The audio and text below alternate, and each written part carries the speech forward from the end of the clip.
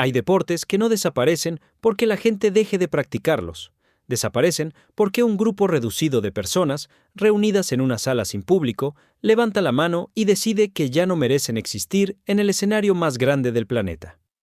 Hoy te voy a contar cómo el Comité Olímpico Internacional decidió qué deportes entran y cuáles salen del programa olímpico, qué criterios dice usar oficialmente y qué intereses políticos y económicos han influido en esas decisiones, y por qué ese poder cambió para siempre la forma en que entendemos el deporte.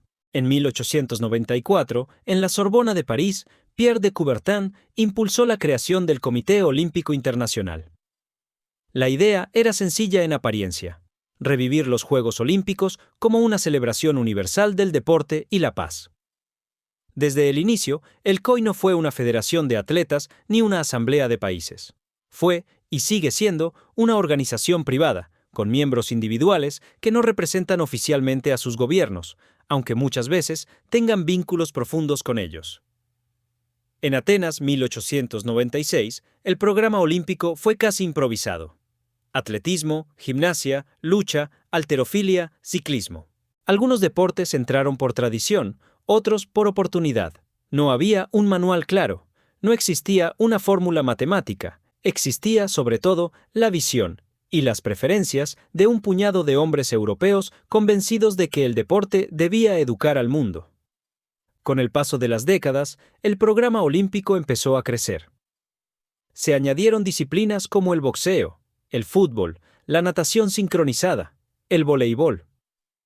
Cada incorporación parecía natural. El mundo cambiaba, el deporte evolucionaba. Pero detrás de cada entrada había una negociación silenciosa.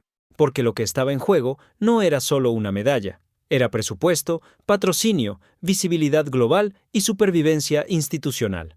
Un deporte olímpico recibe fondos estatales, contratos comerciales, cobertura mediática masiva.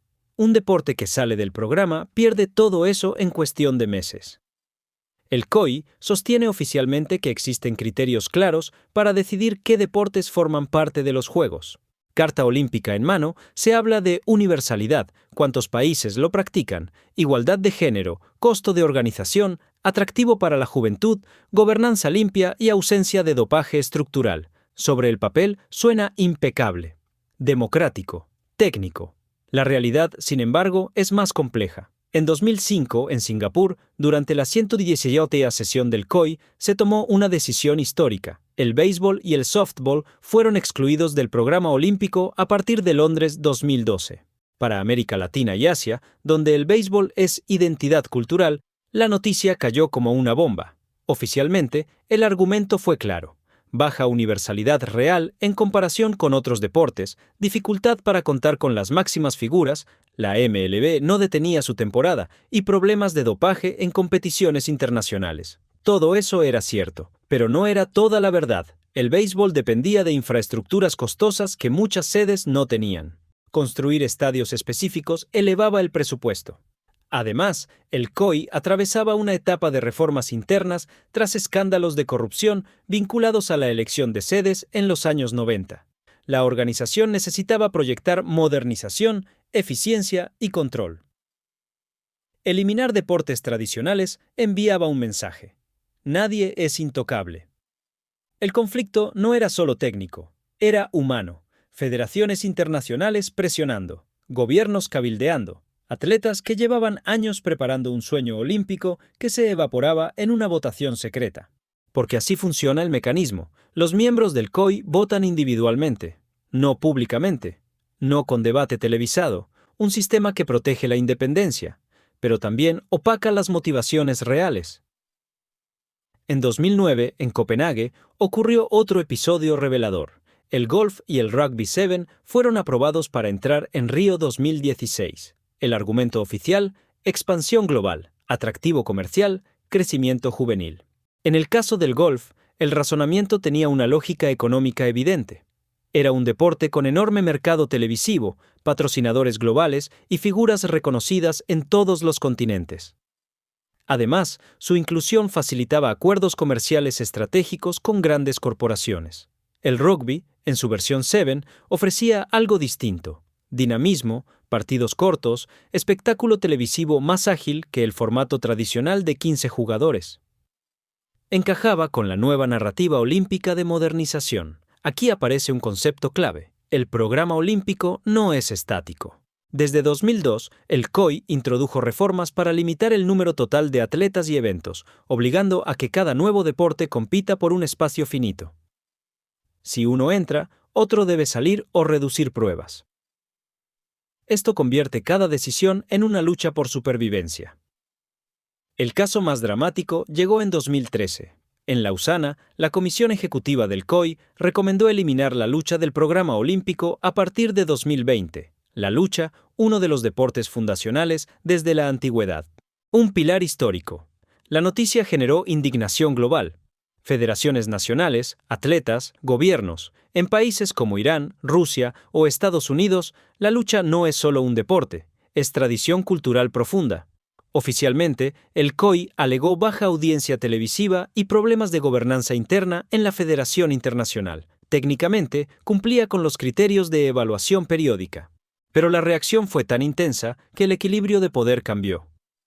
La Federación de Lucha reformó su estructura, cambió dirigencias, prometió mayor transparencia y logró recuperar su lugar tras una nueva votación en Buenos Aires ese mismo año. El mensaje quedó claro. La permanencia no depende solo de la historia. Depende de capacidad política. En 2014, bajo la presidencia de Thomas Bach, el COI lanzó la Agenda 2020, una serie de reformas que permitían a las ciudades anfitrionas proponer deportes adicionales para su edición específica. Tokio 2020 incluyó béisbol y softball nuevamente, además de karate, surf, skateboarding y escalada deportiva. No fue un simple gesto cultural, fue una estrategia. El COI enfrentaba un problema serio: pérdida de audiencia joven, competencia con plataformas digitales, disminución del interés en ciertos mercados. Incorporar deportes urbanos y visualmente atractivos buscaba reconectar con nuevas generaciones. El momento que lo cambió todo no fue una sola votación, sino la consolidación de una idea. Los Juegos Olímpicos no son solo una tradición deportiva, son un producto global que compite en el mercado del entretenimiento. Cuando esa lógica se impuso, la pregunta dejó de ser ¿es histórico? Y pasó a ser ¿vende? ¿Atrae? ¿Se adapta? En la sala donde se decide, no se habla únicamente de valores olímpicos. Se habla de ratings, costos de infraestructura, sostenibilidad ambiental, equilibrio geopolítico. Se habla de no depender demasiado de una región del mundo. Se habla de evitar conflictos con ligas profesionales poderosas. El COI lo niega como motor principal, pero reconoce que el atractivo mediático es un factor clave. Y en un organismo cuya principal fuente de ingresos son los derechos televisivos y el patrocinio global, ignorarlo sería ingenuo.